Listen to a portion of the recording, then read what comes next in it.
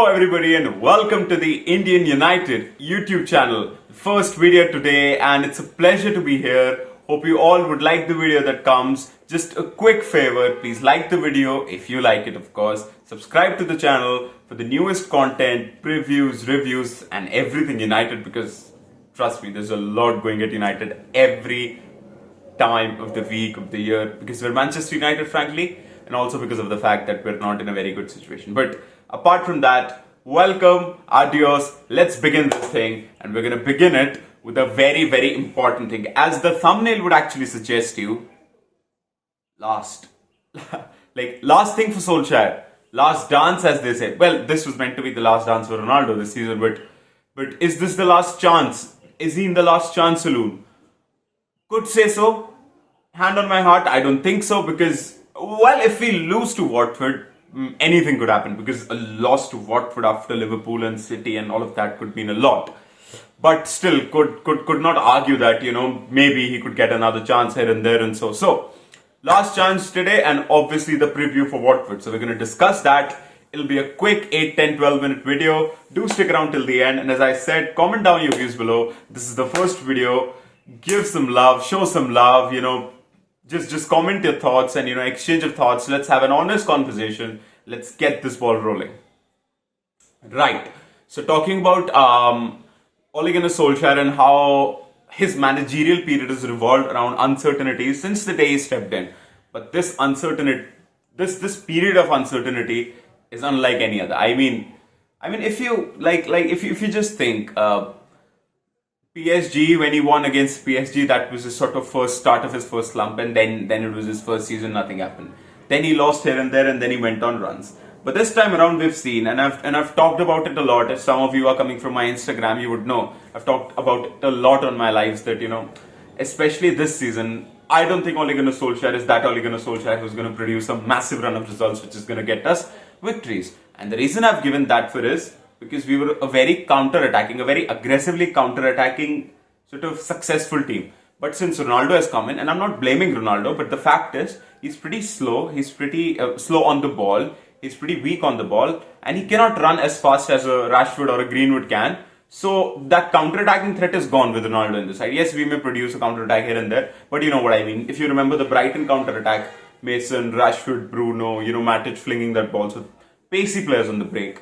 With Ronaldo coming in, we aren't as effective on the counter attack. We are very effective if we give Ronaldo chances, which we, certainly don't. But in terms of just counter attack, we're not that effective. So what that does is that just takes out the counter attacking equation out of it. Now, if the counter attack is taken out of Ole Gunnar Solskjaer's Manchester United, we're a big bag of shit. To be honest, we can't break down teams. We can't defend properly right now. Luke Shaw and Harry Maguire are probably having the time of their lives. Kidding, worst time of their lives.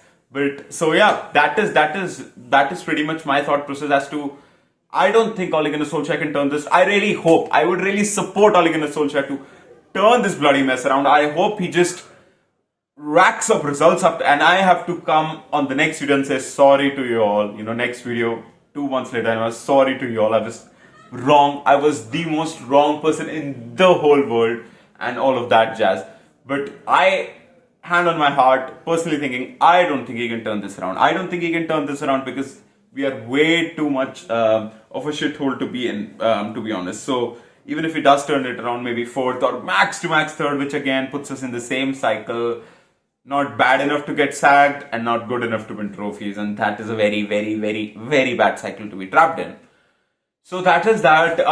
But looking at the next fixtures, so suppose whatever happens against Watford, I don't think we're going to lose. If we lose, there could be consequences, but I don't think there would be because in less than 48 hours, we need to report in Spain, in Villarreal, whatever that town was called, I forgot, from wherever those yellow shit submarines come from. But yeah, what was I saying? Right. That even if we sort of lose, I don't think we lose against Watford, but even if we do, I don't see anything happening because as I said, less than 48 hours we need to report back there. And as the grand gestures and announcements keep coming, our supports towards Ole, as Ole is a free man, look at those press conferences, man. I mean, they're a shit show. They're the same TV repeat over and over and over and over and over again. the same bullshit, silly, easy questions, those silly, hopelessly optimistic, toxically positive answers by Ole Gunnar Solskjaer, indicating whenever you lose a game, as if we just lost a game, we've just lost like we've lost the whole season for fuck's sake. And he's like, whenever you lose a game and all of that jazz. So that doesn't really fill me with confidence. So as I was saying, even if something happens, he's going to be at Villarreal, and when we either we draw, if we lose, then at Villarreal again, then there could be things, because even if we draw against Villarreal, the qualification is secured, and then we are through to the next round, and then it's again positivity. Then Chelsea and Arsenal will play a very, very, very big part in shaping up as to what, because Ed Woodward and them lot actually like to give managers good runs. I mean, Ole Gunnar Solskjaer, when he first came in, Huddersfield Town, Cardiff, Bournemouth, a couple of teams here and there, if you guys remember properly. So those were Ole Gunnar Solskjaer's first few games, which actually gave him the confidence and the run which we remember Ole Gunnar Solskjaer for at the start of his tenure. So that fixture run after Arsenal is wow. I mean, as an FPL player, I am literally looking towards Man United assets and really hope that they do improve so that I can catch them on. But this video is not about that, as I said. So I'm really, really, really looking forward to that. Those Chelsea and Arsenal games. I'm really scared for Ole Gunnar Solskjaer. For the grace of God, I hope he can turn it around. I cannot support Ole right now, but in terms of supporting when it's in the game, wanting us to win, I'll always be there as a Man United fan. Do I want Ole to stay in the job? Of course not. That is my prime sort of thing right now. But that doesn't mean I'm not going to support him and all of that during the games, or not want United to win. That's just not me. If you think so, fair enough. You can, as long as we all want United to win trophies at the end of the season. I was very dismissive of people who were like, oh, I want Ole to lose so that Ole could lose his job. Then I was like, no, you cannot. But then I was like, the kind of situation the board has put us in, I don't know like what to expect of United fans, what to expect of us, and all of that. So let's see what happens. So really looking forward to that. But just after that, we're now just going to jump into the next game. And I'm pretty excited because this international shitty break is over, and the game against Watford is a big one. It's a big one because we really need to take 3 points, and as I said, I really expect 3 points. So the preview for that is coming up right now. Right, so the preview for Watford against Manchester United. Away games are always tough. Claudio Ranieri, a master tactician, I really call him that.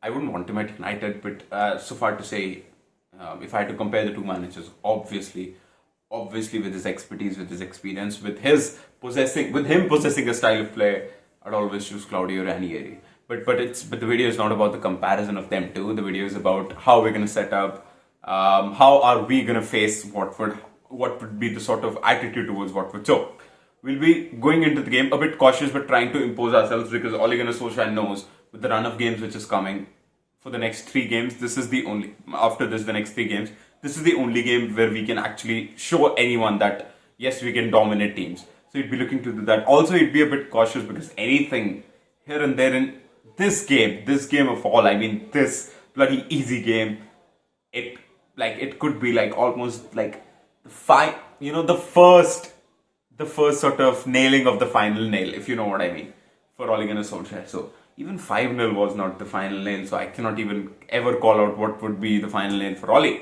But yeah, so that is that. And again, I think we'll be reverting back to a 4-2-3-1. There are reports coming in and suggesting that Donny van de Beek could start this game. I sort of think he can actually, because the reports don't come in like that. I mean, not that I trust all the reports with Athletic, and they have been coming for a while now. While saying that, I wouldn't be surprised if McFred start, but I do have a feeling that somehow McTominay and Donny van de Beek are going to start. The dream team this game for me would be, if not Matic, suppose if we leave out Matic, and Varane is injured. So Luke Shaw, Aaron Wan-Bissaka, Maguire. Yes, I'd play Maguire because we have to play Maguire. Not that because if Varane was there, I would have probably. But with even Varane not being there, I think Maguire is a must. I really hope he can turn this form around. So Maguire and Lindelof with De Gea obviously at the back, with Van de Beek and McTominay. I'm really looking forward to that double pivot. I really think it can complement they can complement each other pretty well. and it'll be great to see as to how they face up Watford with each other, you know. So if they start, that is, with Bruno in front, and I really hope Jadon Sancho gets his chance against his first proper club. If you remember, guys, Watford was the first proper initial academy he was a part of, the youth setup, the proper youth setup, and then he joined Man City, of course. So right Sancho, left Rashford, and you know, obviously. So that would be sort of my dream team to go into that game. In terms of Watford, obviously I can't name the starting 11, but what I know about them is, you know, the Cuchos, the Dennises, they're very important for him. I guess Josh King's there, you know, Josh King. Obviously Ben Foster is in good form. Then one of their sort of bully midfielders got a red card. If I can't remember his name. They also have the Turkish Tufan, Orskan Tufan, so he's great as well. Danny Rose. So yeah, okay, good players there as well. We need to be wary for them. You know, they've got a new manager, as I said, and Watford, you need to get things started very quickly. Otherwise, you're not going to be in a job 2 days later. So the manager would be wary of that as well. They played pretty well against Chelsea, Arsenal, sorry. And then, you know, Ranieri was pretty sad and pretty animated at full time, apparently, because Arsenal should have stopped the play or due to something. I obviously didn't watch the match. Who's going to watch Arsenal matches? Although they're over us. Look at the times here, and but yeah, no problem. Yes, problem, but you know what I mean. So they apparently played pretty well against Arsenal. You know, almost held them to a 0-0 draw. So that is something to be looked at as a Man United fan. In terms of the approach we're going to take, as I said, a bit cautious. That caution would always be there in Ole Gunnar Solskjaer, but he would try to go for it. He would try to go for it because he just cannot get away with a 1-0 win or something like that. And it's not about the scoreline of the win. It's about, you know, conceding 6 chances and then you know, maybe the opponent scores a single one of them, and then we score 2 out of counter attack, or that individual brilliance that just doesn't fill up people with confidence, the coaching staff, the fans, and all of them. So Oli seems to be pretty optimistic. I know that's his only choice, but you know, as I said, it's becoming toxically optimistic. So I'd really want Jadon Sancho to start. I'd really want Marcus Rashford to start. I'd really want Cristiano Ronaldo to start. I'd really want Van de Beek to start it. And as I said, as a managing decision, it'd be the worst decision that Ole Gunnar Solskjaer has made. Because Donny van de Beek is not his guy. If he's just doing it to protect him from not going in January, to please the fans, to ease the pressure on him from the media for not playing Donny, it's a fucking disgrace. Because if he's not your player for 1.5 years, and you're bringing him for all the above mentioned reasons, that is a disgrace that you're doing. That is an absolute disgrace that you're doing to your coaching style and your management style and your management thoughts. But as a fan, I'd really love Donny van de Beek to finally get some minutes in the Premier League. To finally, I bet none of you who are watching this video can even name the last Premier League game he started. If you can, I'll send a parcel of 5-star chocolate to your home. I don't know. Because no one can name the last game that... why do I have this name in Donny Gunnar Solskjaer? What is Donny... I'm sorry. Ole Gunnar Solskjaer, obviously. So that Ole Gunnar Solskjaer made Donny van de Beek start. So that is that. The team, as I said, is probably picks itself if you talk about ability and sort of strengths and how we'd like to play. But as we all know, it's Ole Gunnar Solskjaer, and we never know. In terms of, as I mentioned, it could be the final nailing of the final nail for Ole Gunnar Solskjaer if anything goes wrong in the game.